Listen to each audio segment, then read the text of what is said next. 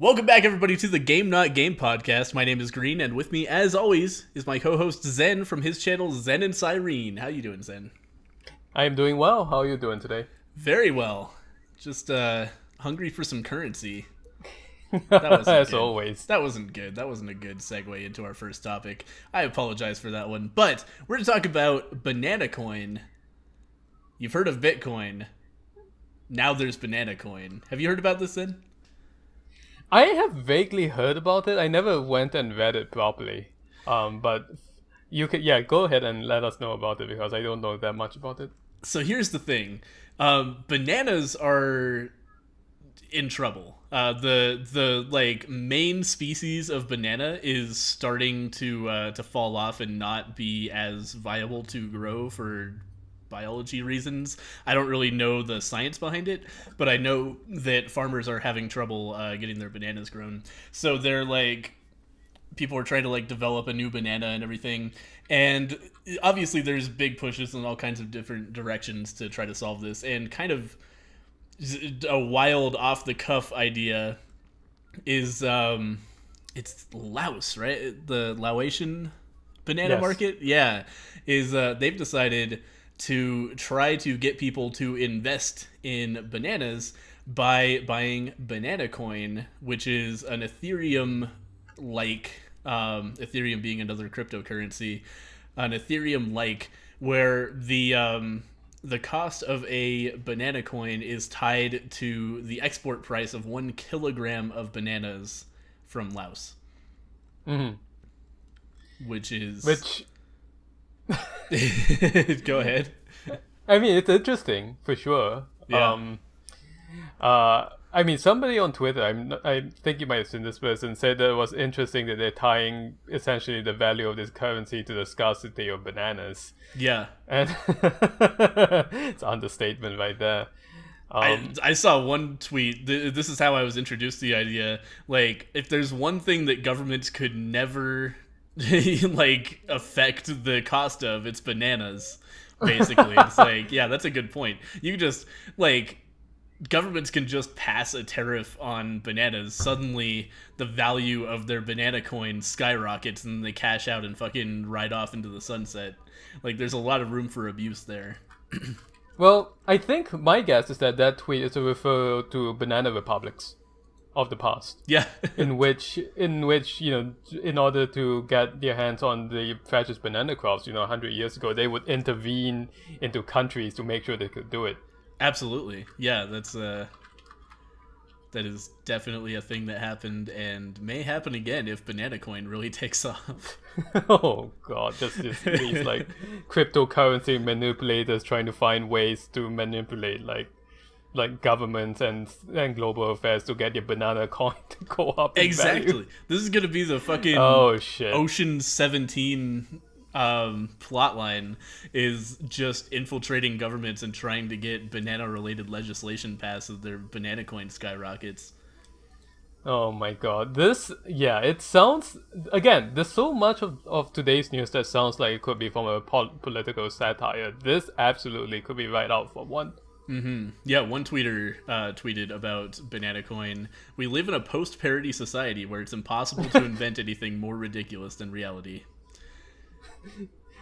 And they're right, because I mean, this is a ploy that could work, because essentially they're banking on what you were talking about just now, or at least maybe some people will be banking on this, right? We don't know how many people have bought this coin yet, but Cavendish bananas, which is the main cultivar of bananas that we eat today, the familiar yellow ones that you see in the supermarket, they are under threat because they are genetically identical, is what it is. And is that what it is? Lack of genetic diversity? That's exactly what it is. Okay. And there's a disease. Once there's a disease that hits that plant, because there's no genetic diversity, if it's vulnerable, all of the millions of banana plants around the world with the same genotype are vulnerable to it too. And so it spreads like wildfire. Yeah, so it's a banana plague that we're worried about. Yeah, it's banana plague, essentially. Okay. And this has happened in the past. There was the predecessor to the Cavendish is called Gros Michel or something like that. No one I know, right? Who would want to eat French. A Gros Michel? It's fresh. It's fresh. It's French. Okay. Yeah. So it got almost wiped out by a disease. Okay. So it's happened in the past. It probably will happen again in the future with the Cavendish, unless they find a way. Right. Unless Banana Coin takes off and solves the issue through economics. Yeah, exactly. Thank God Exactly. Silicon Valley's on it. Yeah, man. I just want to cut in here for a moment and say Sure. that I just found out that you can buy the Gross Michelle banana plant on Amazon. Okay. So thank God Silicon Valley is having it. There you go. Are they guaranteed not to have banana plague? Well, it says drought resistance, delicious banana fruits, rare variety. Let's see the Amazon reviews. See Heirloom what people say. bananas. Heirloom bananas. Yep. I mean, that's essentially what they are. So the seller says they're not extinct. They were nearly wiped out and replaced by Grenane and Chiquita. And their tissue culture for their plants came from the USDA plant bank. They are claiming, Okay. which is, yeah. So we've got some hot news coming in from the chat. Doai Wario says gross in French means fat. So it actually means fat Michelle, which is not better. Fat Michael. Fat Michael. That sounds like a fucking rib joint in Alabama. Going down to Fat Michael's. You want to put your mouth around a Fat Michael? It's the most expensive kind of cigar. Yep. Yep. Hey, you know what? If I had a house, I would buy one of these. No, this is California. Never mind. What a banana I was plant? going to say I would buy one of these plants, but then again, it would die come the winter. So Yeah. too bad about that. Rip. Yeah, Rip. I kind of wish that I could grow some sort of food in my house. Like I would love to have like a tomato plant or something. The problem is where I live, if I plant anything in the ground, within 3 hours a squirrel will eat it. Like there's no chance. There's no chance. Like you have to plant something that's specifically not food, so that squirrels will stay away from it. Preferably something with like thorns on it or something. Because yeah, they're vicious, man. They will devour any kind of green growth. Wow. Yeah. I mean, if you have a room in your house somewhere full sunlight, you can grow a tomato plant inside. I do not. It'd be kind of messy. But, I do not have a room with full sunlight. But there's a lot of trees around the house, and kind of like there's also a hillside behind it. So I get, like the living room gets sunlight in like the afternoon, but especially in winter, like almost none. In summer, it probably gets a good 4 hours of sun a day, but that's not full sunlight by any stretch of the imagination. I see. I'd basically have to put it in a pot in the driveway for it to get enough sun to live, and then and then surround it by like fucking movie style lasers that are invisible, so the squirrels just get cut in half when they try to eat it. Like that's the only way. That's quite a mental image. I mean, if squirrels had movies, this is the kind of movie they would show, like Mission Impossible for Absolutely. squirrels. Yeah, just fucking spraying aerosol and then weaving through the lasers to get a tomato. Exactly. Yeah. I wouldn't even mind if they like had one tomato or something, but the problem is like squirrels are fucking assholes. They'll go up to a tomato plant loaded with fruit, but not ripe, just like green tomatoes, and they'll take each one off, take a bite out. No, that's not ripe. Drop it on the floor, take the next one. Like just ruin the plant. Like they have no interest in sharing at all. It's really bad. Yeah. Well, I don't know how to help you there. There's no like ultrasonic squirrel scatter or anything like that. There might as far as I know. Yeah, I don't know. True. It's the sort of thing, I'm sure there is a solution to it, but it's more trouble than it's worth by far. True. Yeah, I do like tomatoes though. When I lived down the hill in the sweltering desert, my grandpa had a tomato plant, and those were delicious. The homegrown tomatoes, oh my god, they were so good. Yeah, I used to grow cherry tomatoes. I don't have a backyard anymore, so yeah, can't do that anymore. Anyway, that's our gardening segment. Yeah, gardening and technology segment. Just roll them those two desks into one. Speaking of technology, we actually have more technology news for you We do. this time around. Yeah. We're moving on from tomatoes to cherries. Oh my god. Let's not go there. We're moving on to to an AI powered porn generator. Okay, I was wondering where I was like, I don't remember any cherry news. So, I just realized how gross that segue was. Yeah. Top shelf segues here on Game Not Game. Yeah. Let's talk about gross porn generation. There we go. Gross Michael. Gross Michael porn generation. The family Yep. business. So you read this article earlier this week, right? Oh, did. Yeah. Yeah. Yeah, I'm going to have you introduce this article too because I found this article like 2 minutes before the podcast, so Okay. I don't know that much about it. So there is a thing called Fake App. That's what it is. Fake App is a program being developed by Reddit users, as far as I can tell.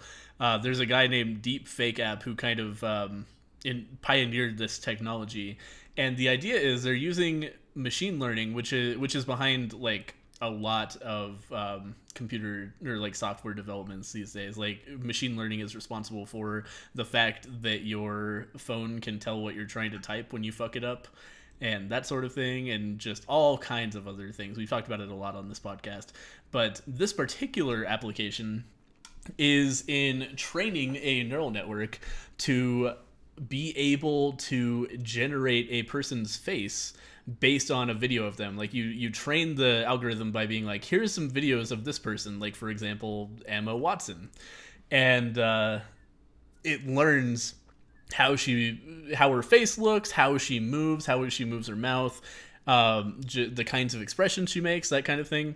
And then they've taught this algorithm how to take that data and superimpose it onto videos of other people. So it might not surprise you to hear that number one application that they went straight to is porn, which is the case for most new technologies. So you take a porn video, and then you take an actress that you wish did porn, and you just put them together. It's like peanut butter and chocolate, man. So you can map the face of one person onto a porn actress in a completely different video, and it kind of like looks at the expressions that they're making in the video and everything and tries to match it. And depending on how long you train it and how high quality your source material is and blah blah blah blah blah, it can turn out looking extremely realistic, like uncanny realistic, really spooky shit. And obviously this is the kind of technology that is going to ruin society, not just because the porn thing is creepy and you can make like creepy revenge porn of your ex-girlfriend and shit like that, but also like you could say the police wish that they had a video of you confessing to a crime, but they don't happen to have that. Well, with the magic of machine learning, they can just map you onto it, or onto a video, and instead of like having to do painstaking CGI to do that, somebody could just do that on their fucking phone. Yeah. So yeah, it's not quite there yet. A lot of the time, like the article goes over, like a lot of the time it turns out kind of fucked up and creepy, as you might imagine. But there are also some big success stories. Like they have a scene from a Star Wars movie where they have Princess Leia. I guess they. Oh yeah, it was in Rogue One. That's right. They used CGI to make Princess Leia say some shit in Rogue One, and the creators of Face App.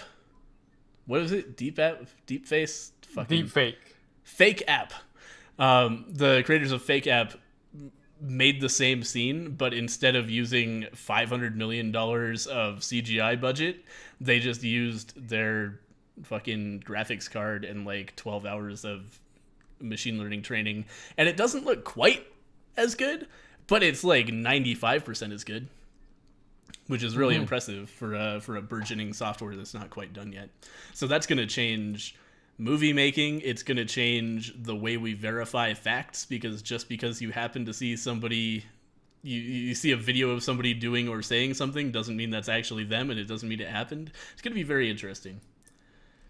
Yeah. I mean, the thing that occurred to me first of all, before everything else, is what is this going to do to news media? Yep. Right.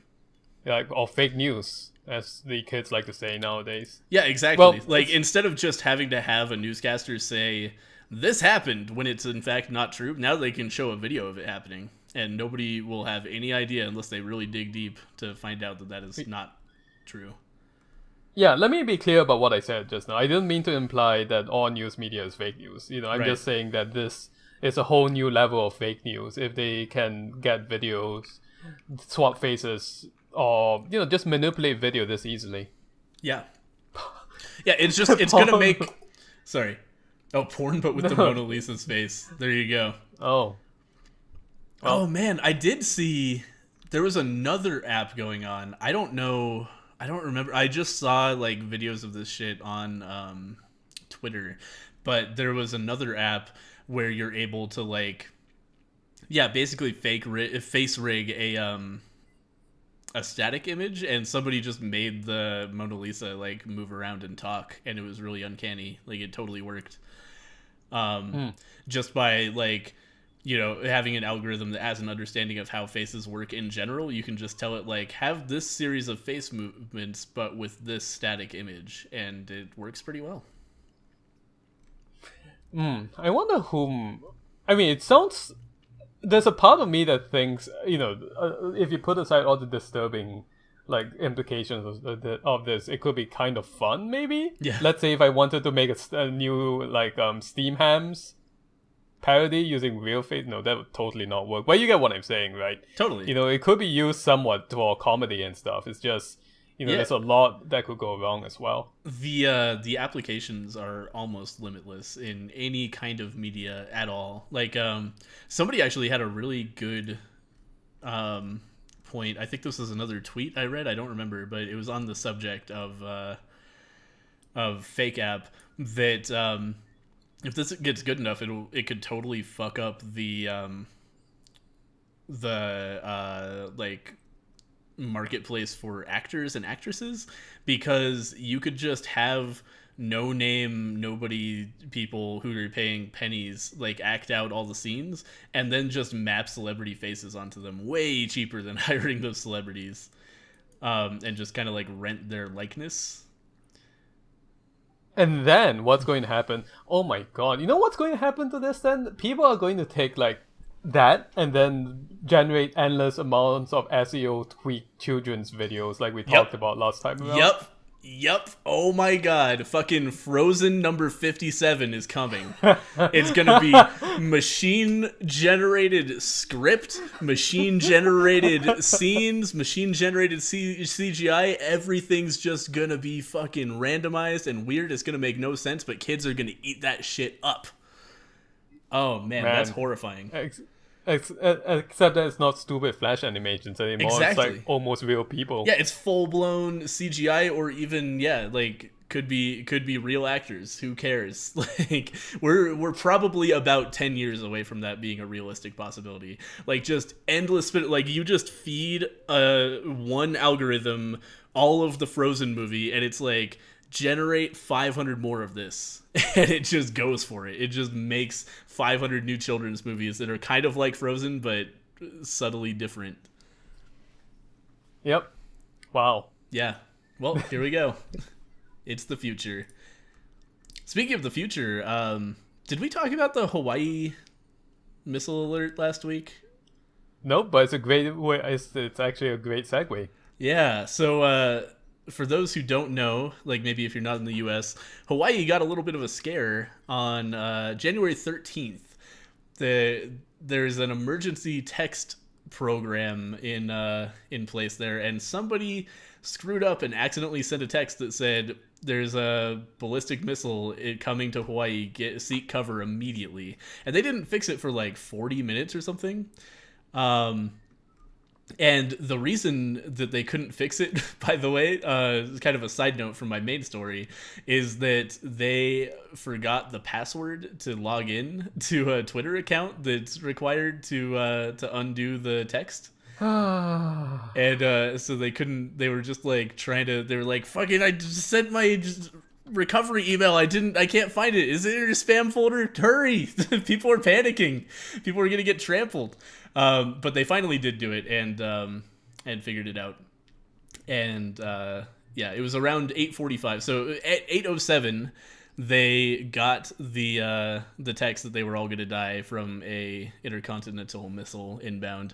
And at 8:45, so 40 minutes later, they were alerted that never mind, just kidding, haha. So during that time, as you might expect, Pornhub got a massive drop in visits. So Pornhub released their like usage statistics for that day in Hawaii, and the it was around like 50%, 60% fewer people in Hawaii watching Pornhub during that time. A peak low of -77% at 8:23 a.m. But then immediately after it's announced that that was a hoax, 50% more people were on Pornhub than usual. So everybody was just like, "Oh, thank God, I'm going to jack off now." Yeah. So interesting little insight into human nature there. I mean, I'm not just saying this because I'm saying this publicly, but I don't get that. Like, I have no. To me, it's like that wouldn't be the first thing I would think of, or at least in the next half an hour after that. Yeah, but you'd be like hugging your wife and stuff. Some people don't live that kind of life. Yeah. I would be one of the 33% of people still using Pornhub at peak low usage time. I'd be like, well, we're all gonna die. There are all these stories of like of people on Reddit anyway. They're just reporting, so it's all anecdotal, of course. But somebody was saying that because Hawaii is full of tourists, somebody said, well, time to hit the buffets. Nobody's going to be there. They're just going to eat and just spend their half an hour in style. I guess. Yeah, that was such a good tweet. That was somebody's dad was in Hawaii for business, and they were at breakfast. And his daughter asked him, like, so what did you do when the missile thing happened? And he was just like, well, there was nobody at the buffet, so I just loaded up my plate, just sat down and started eating. Because really, what is the point? Like, where are you gonna go where you're actually safe? Like, as a traveler, like, what's your plan? You don't have access to any underground bunkers or anything. Now, to be clear here, what they're talking about in terms of a ballistic missile, they basically assume it was an ICBM, right? Like with a nuclear warhead. Yeah, it was implied that they were being nuked, especially with what's going on in North Korea. Yep. Yeah. God, really good. Oh man, also, sorry, another part of how this happened was there's a drop-down menu in like the program to send this thing, and it was just like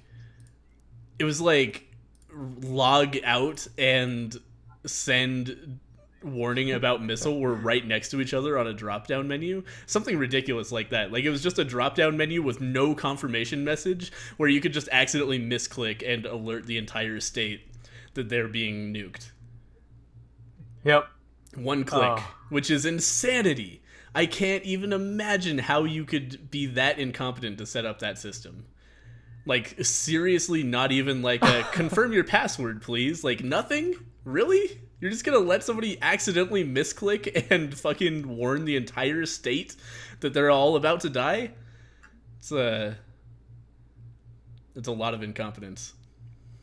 Yeah, it's like a perfect storm of incompetence and just, a tense political situation in North Korea. Yeah.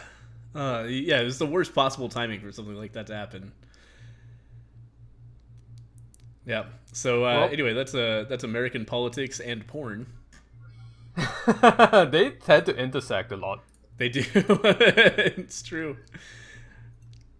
The next day, the same thing happened in Japan. Did it, Doi Wario? I hadn't heard. Did it? I didn't hear about that.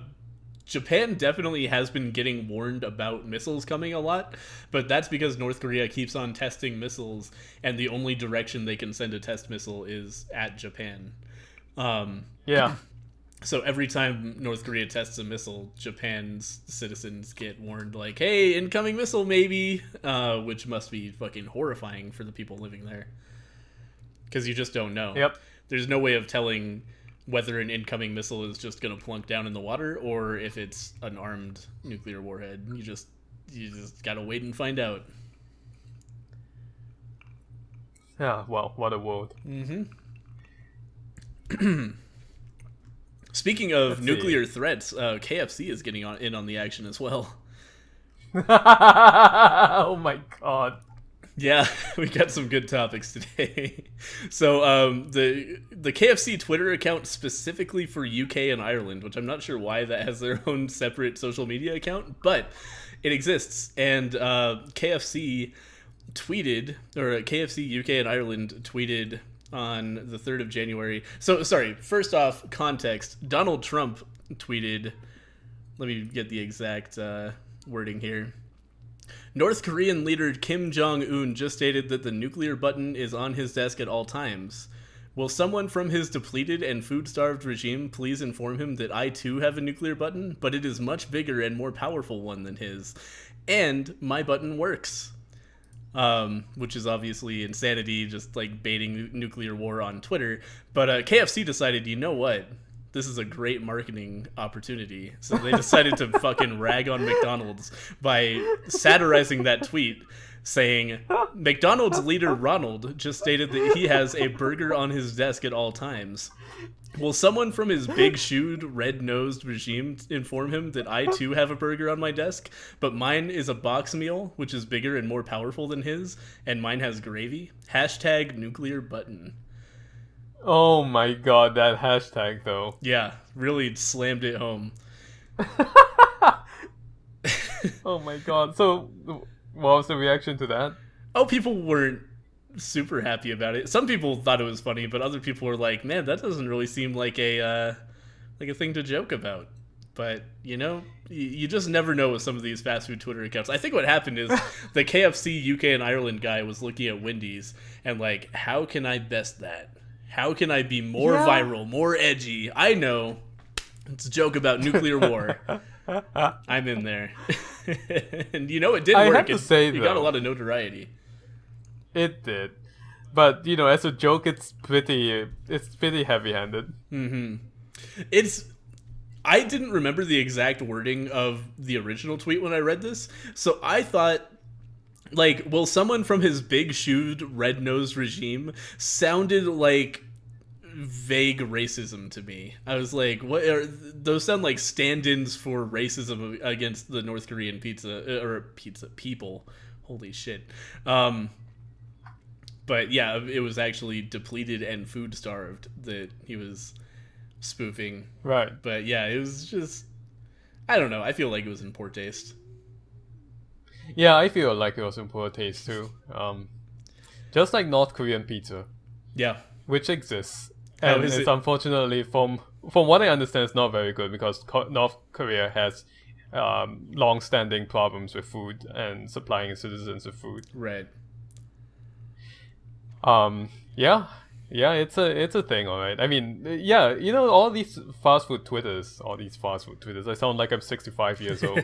But these fast food Twitter accounts, yeah, you know, they got to be a little bit edgy. They do. But it is, in this case, I feel like, you know, well, number one, brevity is a soul of wit, and number two, it probably wouldn't go over well. So I wasn't sure what the thought process was behind that.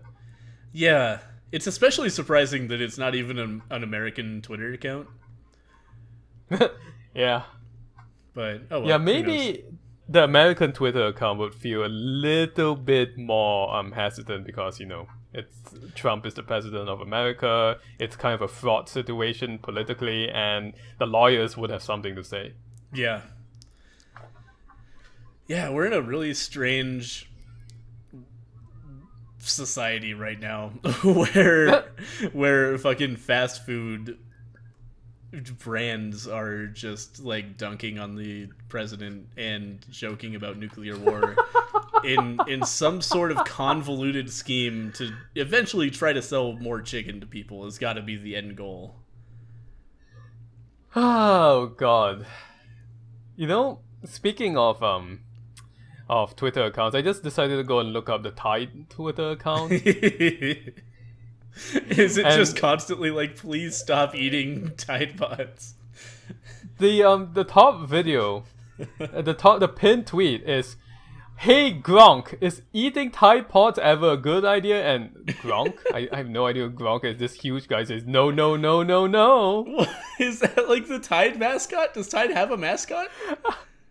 I don't think he's a mascot. It's just this really buff looking guy who's like lecturing people about not eating Tide Pods. Can I get a Yeah, link to I'll put that? that in the channel. Yeah. What the fuck? Okay. It's Rob Gronkowski. Excuse me. He's a New England Patriots football player. Okay. Well, that's great.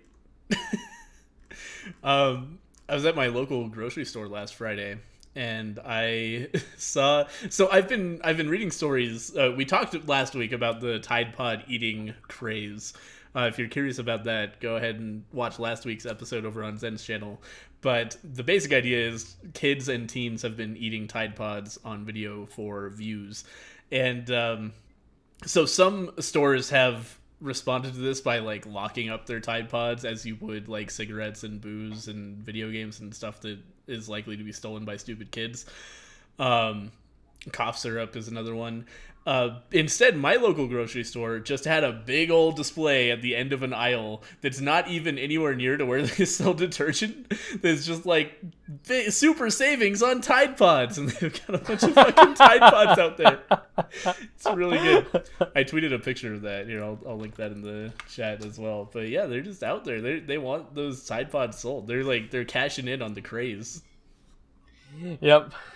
Be free, little Tide Pods. Yeah, I think I just live in such a fucking small podunk little town that I think they probably just literally didn't know. Yeah, I think that's possible. Yeah, I can't imagine why else they would do that. There's no way they know and are like, yeah, let's capitalize on that. Let's sell Tide Pods to a bunch of kids who are going to eat them and die and then get ourselves sued. Sounds like a good idea. Yeah. Oh god. Tide. I don't even know what to say. I'm hoping that this is really just a small phenomenon that's really been blown up. But then again, I did read that article last week that said that cases of ingesting those things have gone up. Yeah. So it's gonna be the same shit as like the cinnamon challenge, which was also dangerous. Yeah. Cinnamon challenge, for those of you who are not old people like Zen and I, was a thing in like 2012 or something, where very similar, kids would just try to eat a whole shitload of cinnamon at once, which is, that doesn't sound bad until you actually try it, but cinnamon in any kind of bulk at all when you eat it is just horrible. It leaches all of the moisture out of your mouth and becomes almost impossible to swallow, and it's like spicy and burns every surface. It's just like all those sensitive surfaces in your mouth and throat just get really inflamed and bad and dried out, and it's bad. Don't do it. I don't really like cinnamon to begin with that much. And yeah, I just cannot imagine eating a whole metric screw ton. I just censored myself saying fuck ton for some reason. It came out screw ton. Yeah, I've never attempted the cinnamon challenge, but I've had just food with too much cinnamon on it, and even that is a little unpleasant. I love cinnamon, but but yeah, if you try to eat it in any kind of bulk, then it starts getting real bad real fast. I bet you put that shit on oatmeal. Oh yeah. Yeah. Well, I'm out of Marmite, by the way, which is a tragedy. So I'm going to go and order some directly from England after this. Okay. How much is that? Is Marmite expensive in the US? It's pretty expensive, but it goes a long way. Like, really I can't bet. eat too much of that shit at once. It's not good. Yeah, it would last me a long time. Yeah. One last note about Tide here. I was scrolling through their Twitter account, and last year, they tweeted Mr. Clean's Twitter account with a picture, of Mr. from the back of Mr. Clean, like cleaning the floor, and said, "If you want to keep those tight pants stain free, we've got your back. The view is spectacular, by the way." Wow. Just Just trying to Tide is just start a brand like sexual relationship. It really is. Hey, nice butt, Mr. Clean.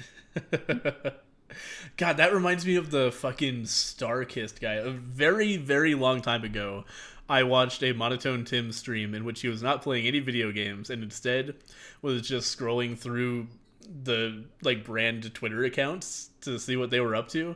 And fucking Star-Kissed had like 500 followers or something. They were pathetic. And every single tweet was like them apologizing to people for finding bones in their Star-Kissed tuna because apparently like a whole batch had bones in it or something. So they were just like, yeah, sorry about the bones. Here, go here for the class action lawsuit against us. and, Oh no. So he was like, okay, what about like exchanges that the account has had with other accounts, and so in their like replies or whatever they call on Twitter, they were it was just Starkist going back like as long as the account has existed, just tweeting at every brand imaginable. Like, hey, yeah, this is a funny joke you made. By the way, Starkist tuna is good. Like, just really awkwardly trying to fire up conversations with other brands and being ignored every time by the other social media accounts. Like, they tweeted at Wendy's, they tweeted at like Mrs. Butterworth, which hasn't even existed. Like, they tweeted at Mrs. Butterworth at a time when Mrs. Butterworth's Twitter account had been inactive for 3 years. Well, one day they'll actually figure out how to use the Twitters properly, and then they'll become a force in social media. Oh yeah. But until then, It was really sad, actually. It was just this poor guy, this poor intern who got hired at Starkist to do their social media, and he's like, come on, I gotta become viral. My boss is watching me. Please, some other brand engage with me. I need to create content for the internet, and just everybody fucking ignoring him. And then there was this big scandal about bones is found in Starkist tuna, and his whole job became apologizing to people about the bones in their tuna. yep. Hey, Dunspace. What's up, Dunce? How are you? I would say one of the brands that really gets Twitter right, or tries to it's not messing up anyways so far, is Arby's. Surprisingly. Yeah. Arby's is doing okay. Arby's really weirdly does like crossover tweets with a lot of indie games that come out. Like they'll just make a diorama of Arby's food that's like artistic and looks like the game that's coming out in some way. Like they did that for Night in the Woods. They did it for God damn it, I don't remember, but they've done it for quite a few games. Yeah. And they'll just tweet like, hey, Danganronpa. Danganronpa, yeah. Yep, RB did Labo before Nintendo. You got a point there. There are a lot of, well, not necessarily Labo itself, but they do a lot of stuff with like cut out dioramas. Yeah, absolutely. So yeah, there's one for us. Yeah. Sorry, go ahead. No, I was going to say there's one here for Sailor Moon, just standing next to a bunch of onion rings or whatever. Good stuff. Yeah, that's how you interface with a brand. You don't just like beg them to talk to you. Yeah. If you're watching Starkist guy. I wonder if that guy's gotten fired yet. I haven't looked at the Starkist Tuna Twitter account in a long time. Holy shit, they have one for Battle Chef Brigade. Huh. Okay. Yeah. Which is a game I need to check out, honestly. This one for Evangelion, oh my god. They have everything, really. They're just like on top of pop culture. All their tweets and replies are still, we apologize for your recent experience. Wait, Starkist? Yeah. Oh no. Hello, we apologize for your recent experience. Please private message us with your contact information so our team can reach out to address this. I mean, it is kind of their fault that they turned their Twitter account into essentially a complaints desk. Yeah. Yeah, wow, Oh this well. guy's still at it. Still making those It's a tweets. thankless job. Yeah. He's tweeting about Fuller House. He... Okay. Alright. Congratulations to our spokeswoman, Candace Seabure? I don't know who that is. On the premiere of Fuller House Season 3 Part 2. Charlie will be tuning in. Hashtag congrats Candace. Hashtag Fuller House. Amazing. Wow. Amazing stuff. Man, Yeah. the internet really is magical. It really is. Like, soon, you know what? They're probably going to make the Pizza Hut Pizza Bot tweet. Yeah. Oh man, that would be good. I think they'll do They're just that. gonna put an LCD on the side where you can read, like, browse Pizza Hut's tweets. Oh no. You know, recently I was shopping at Home Depot because my dad's heater needs to be replaced. Uh-huh. His water heater. So I was walking around Home Depot and I saw a fridge with an LCD screen in it. Oh yeah. And the whole pitch, and the whole pitch was that this is your family hub now, the fridge. Uh-huh. And I was thinking, it's a little unnecessary. Yeah. But But hey, what if you need to know if you have eggs, but you don't want to open the fridge? I mean, sure, you know, I mean, I can see that somebody who's in a rush would glance over at the screen and just leave, okay, I need to get eggs. Right, but I think the pitch for this one that I saw was like, well, you can have TV on this fridge. Oh, I see. Sorry, I thought you meant just an ordinary smart refrigerator. No, not with an the little ordinary screen. smart refrigerator. Oh, okay. Yeah, they wanted this fridge to be the new family center, Okay. Man. which is interesting. That way, if your fridge or TV breaks, the other one also breaks. Yeah. That's very efficient. They should, one of all the smart things that people are inventing here or bringing over, why haven't they brought over Japanese like smart toilets? I don't know. I feel like Americans are kind of resistant to, like, bathroom advancements. Like, we still haven't warmed up to bidets yet. That's true. It would be easier to fix an ordinary toilet. I just realized. So That's that as definitely well. true. Oh, man. I'm hungry. What's on Netflix? You can watch a show called Sunshine Sento or something. It's about this kind of like slacker guy who goes to Japanese bars and drinks beer. You could watch that. Yeah? You'd watch Snoop Dogg Yeah. playing on Twitch? yeah, get the 420 meal. Yeah, tell us about that. So there's a recent Snoop Dogg promotional stream for the game SOS, which I guess is a new, like, battle royale style game. I don't really know anything about the game. What I do know Oh god. is that Snoop Dogg did this stream of it where he was ostensibly playing the game, but he was having trouble keeping up with the charade because what actually happened was somebody sitting next to Snoop Dogg was playing the game, and Snoop Dogg was sitting there pretending to play the game. However, there are two different clips that I saw that are both extremely good. I recommend searching for this Snoop Dogg smoking a blunt on stream or something. You'll probably be led to the correct place.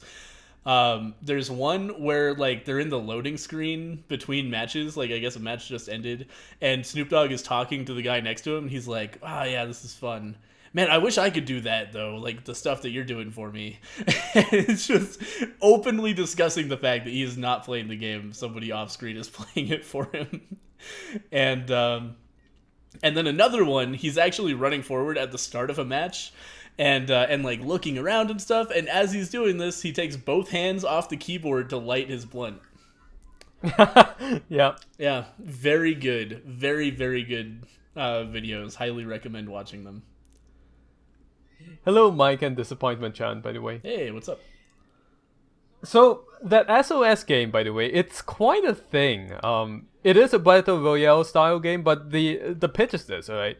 It's like Survivor, essentially, the TV show. Right, yes. Except that, yeah, and it mimics that part as well as it can, so you've got the 10 people who are survivors on this island. All of them are individual players. You can form alliances, but only 3 people ever will get to leave the island with the relic and on a helicopter. So there's inevitable betrayal.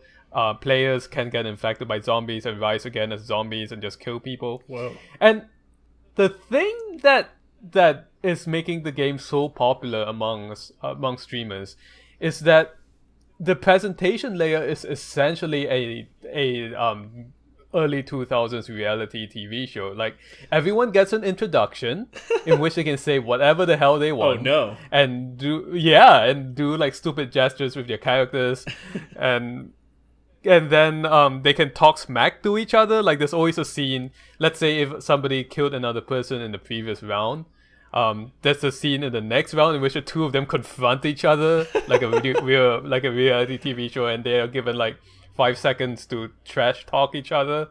Okay, that's actually pretty amazing. It can be funny as hell. Don said yes, there is Twitch interaction, so it usually shakes out to be like this. The first like 2 minutes are really funny to watch in a lot of times, and then it starts to kind of lose interest a little bit unless there's some funny interactions going on in the land itself. And then at the end, when the survivors have to say something, and that's when it gets funny again, I guess you could say. But it's just entertaining to watch in general. Yeah, I actually need to watch some of that. That sounds good. I want to watch the full Snoop Dogg replay where he pretends to play it. Oh my god. Watch watch some clips from Ryan's show, from Northern Lion's show. I think that will give you a good introduction to it. Gotcha. You want it so bad, Duns? I thought it was amazing in terms of its humor possibilities, but I'm not sure I really want it. It's still kind of janky. It's an early access. Right. And their early access tiers go from $20 to $100, so they're going one of those. they're going for the quick cash grab at this point. Right. But we'll see. Well, you kind of have to when you've hired Snoop Dogg to promote your game. Gotta double down on that. Yeah. Well, it worked for them because I think Snoop Dogg doing that made the game go viral. Oh, I'm sure. Yeah, I hadn't really heard of it before that. Yeah, money well spent. Mm-hmm. Oh, they paid him in blunts, whichever. Well, are we ready to move on to our game of the week? Yeah, we are. Okay. Sonic and All-Stars Racing Transformed and Knuckles. What did you think, then? I can never remember the full name of the game. I just know it as Sonic Racing at this point. It's Sonic Racing. It's Sonic Racing. It's Sonic Kart. Yeah. Yeah, that's all you really need to know, You, Sonic and a bunch of his friends and just some random arbitrary people whom they could pay to put in. Danica Patrick. Danica Patrick, Wreck-It Ralph. Yeah. Crossover from Sega games, which makes more sense than Danica Patrick. Some gladiator guy for some reason. That's Russian... from Total War Rome, I think. Yeah, probably. Russian military leader? Why not? Yep. You race around tracks, you shoot people with items, and you get special powers depending on your characters. The gimmick here, the transform part, is that as you go around certain tracks, you transform from your cart to a boat to a plane, or in one of those configurations, and then transform back. It's kind of a little bit crazy in that way. Yeah, I don't find the transformations to be that impactful for gameplay. Like, it still plays like a fucking kart racer when you're probably the most difference is when you're a plane, because you can move up and down, obviously, but it doesn't really change that much, and it's not usually for very long. Mm-hmm. So this game, I remember I played a bit of it, like quite a bit of it, I think, on stream, like way back when it had come out recently. Like on Zero Doxy's stream and stuff. And I remember like being kind of frustrated with it and not really liking it that much because I'm not really into kart racers in general. And but I hadn't played it in years, so I was interested to go back and see what I would think of it now. Still pretty much the same. Still fairly unimpressed by the game. I don't feel like it's very good. Yeah, On the other hand, I do like kart races, and I don't think it's as good as Mario Kart by any means, but I did enjoy my time with it. Yeah, it's a And Mario Kart on the PC, which is that's something. yeah, it's a gap in the PC marketplace that hasn't been properly filled, I think. Yeah. Even with the Sonic the Racing game. Like, what else is there? Garfield Kart, There's yes, Garfield there's Kart. Garfield Kart, Yep. of course. Unfortunately, no online Oh my- multiplayer, which makes it kind of useless. Yeah, I just decided to go look. There's Garfield Kart, I just put Kart in Steam, right? Garfield Kart's the That's- first result. Yes! Yes. Okay. Good. That's There's Poppy Kart. Poppy Kart. Why the hell do I have to age verify for Poppy Kart? Oh, you'll find It's out. a stupid cut. Yeah, why? It's probably a hentai game. I'm looking at it. It's not. They just decided. I'm Is it looking not at the like? reviews. Is it not like Honey Pop branded? No, it's this stupid like kind of knockoff Koopa as the mascot, and everything looks kind of 16-bit, like the original Mario Kart. Okay. Huh. Yeah, Interesting. I don't get it. The game Steam is recommending My Summer Car as a game I might like if I like Poppy Kart, which is completely different. There you go. You like brain dead kart racers? How about trying to build your own car from scratch without dying of thirst? Yeah. Yep. The Super Indie Cards, which is supposed to be coming out soon, and I think it's it's a card racer with a bunch of indie game characters, and it could be interesting. That actually does sound interesting if it's made Yeah. well. Because like Sonic and All Stars Racing Transformed is also a good concept that unfortunately didn't execute as well as I would like. But if somebody executed, Yeah. if somebody made something that was, it doesn't have to be on par with Mario Kart, but at least close, then that could be a game changer. That could be the Stardew Valley of kart racers on the PC. Yeah, it says here that characters include Freedom Planet, Duck Game, Okay. Guacamelee. Yeah, so it could be interesting if you are into indie games. Yeah, totally. Wasn't there like a fighting game like that at one point? I want to say there was an indie theme like fighting game, Yeah. right? But I just don't remember what it's called. Me neither. I guess it didn't do well. So, oh shit! Excuse me, the trailer just blasted in my ear. Every time, dude. Fucking Steam. Yeah. There are actually a lot of kart races. It's just that none of them seem to be very good. Yeah. Sonic might be the best one of the bunch. That wouldn't surprise me. It's hard to say what's like super wrong about it, but there's a lot of little things that irritate me about the game. Chiefly like UI wise, it's kind of trash. It's really Yeah. really annoying to maintain an online lobby in that game, because instead of like being able to set it to shuffle courses or anything like that, you have to go back to the menu every time, which is LB on your controller, and reset up the whole game before you're allowed to go again. And there's a weird like gambling system before every race that's strange. Every single mode that's not just race is total trash, like really really bad. Like the fucking what was like the battle mode we did, the capture the flag mode, they were all really unpleasant to play. And you have to like unlock all the courses before you can even play them online. So if you bought this to play it online, you have to like play through the whole single player before you're allowed to do anything in it. There's a lot of decisions made that are not very good, and the gameplay, it's a kart racer, which I'm not super into. Dance says Mario Kart is the same way. To be fair, I guess you mean in terms of the unlocking. Yeah, it's hard to say what he means. It's been a long time. It's there's enough delay that who knows what he was responding to. Yeah. Well, I actually like the game. Yeah, it's not as good as Mario Kart for sure, but I liked it enough to play through the single player like a fair way. Like I went through at least to halfway through the second stage. Okay. So the racing itself is fine.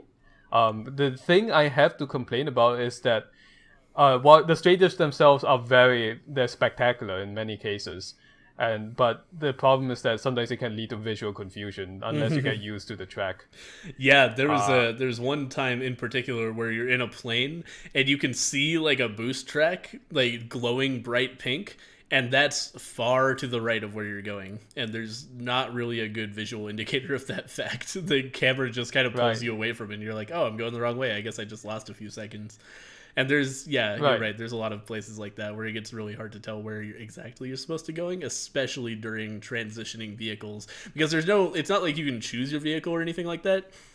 They're just predetermined points in the race where it'll just be like, hey, guess what, motherfucker, you're a boat now. And you don't know that. You're just like, suddenly you're a boat, which could be very confusing depending on, how well it's telegraphed to you that might be happening, which is often not at all. Oh, what does make sense is that racing mode is the only good way to play. That's true of Mario Kart. I just don't like the arena battle mode or so on and so forth in Mario Kart either. Yeah. I haven't played enough Mario Kart to compare, but every mode in this game that's not just straight up racing felt extraneous and bad. Which is, I'm not judging this game in relation to Mario Kart. I'm just saying that as a game, I found everything to be just excess fat except for the racing mode. Yeah, none of that. Honestly, they could dump all of that and I'll be okay with that. The racing itself is pretty good. Pretty good, yeah. I would say that. But I'm just not the biggest racing fan. I found the game, relatively boring to play. But it's a fun game. If you have a friend, and especially if you're super into Mario Kart, but you have friends who like don't own Nintendo consoles that you want to play racing games with, I could see this being good just for like hanging out and talking to people and messing around while you're playing a game. It's got that kart racing vibe of like, it doesn't really matter how well you play because occasionally you'll just get blasted by a bunch of bullshit and end up in last place. So it's not a game I would want to play competitively, but if you just want to mess around with some friends, it's a kart racer. Yeah. Totally serviceable. And until they get Mario Kart on Steam, which sometimes I just hope for Nintendo to get into serious financial trouble so that we can have PC versions of Mario games. But there you go. Yeah, they really should have gone Sega so long ago. Yeah, well, I mean, they're doing really well with the Switch, so I can't blame them for not doing that. But yeah, I kind of wish that I could get Mario games on PC. But hey, you know what? Until then, it's the best bet looking at the Steam games for kart races. Yep. Sonic, that is. Sonic and All-Stars Racing Transformed, the best kart racer on Steam. Back of the box quote. That is not Garfield Kart. That is besides Garfield Kart. Well, that goes without saying. Yeah. Oh, man. So next week's Game of the Week is going to be Seasons Beatings, which is Mike Malbeck's newest offering. Mike Malbeck developed Paranautical Activity and also what was it called? Arcshot. Yeah, I always want to call it Bow Game because when I was beta testing it for like months and months, I would just be sent a file called Bow Game and we would call it Bow Game because it wasn't untitled. So I always forget the actual fucking name of it, which is Arcshot. But he's a very good indie game developer. This is his first time doing all of the artwork for a game himself, and it's actually very good. It's awesome. I've been testing this game since like the earliest of early alphas that was ready to be played by anybody but Mike. And it's super fun. It's like a first-person Hotline Miami is like the quickest way to put it. And it's Christmas themed, which is, just in time for the time of year we're in. So yeah, quick, Mike, release a Chinese New Year DLC since you've learned how to do it, how to model your characters. There you go. Rebrand everything to Year of the Dog. There's even dogs in the game. There's adorable dogs in this game that have little antler headbands on them, so they look like reindeer. And then when you shoot them, they like fly off. It's good. It's very good. So yeah, super fun game. I've been playing it since a long time ago, but it just released to the general public yesterday. So we're going to be checking that out. I'll be streaming it here on twitch.tv/green9090 on Monday, which is at 8 p.m. PST. So make sure to come back to that. That's the same time as we did the podcast today. And also make sure to make your way over to youtube.com/Zen and Cyrene. That's my co-host. That's where half of the podcast VODs go. and also all the other crazy bullshit that he is doing on the internet. Yep. All right, folks. We will see you guys next time. Thanks for watching, everybody. Bye. See you next time.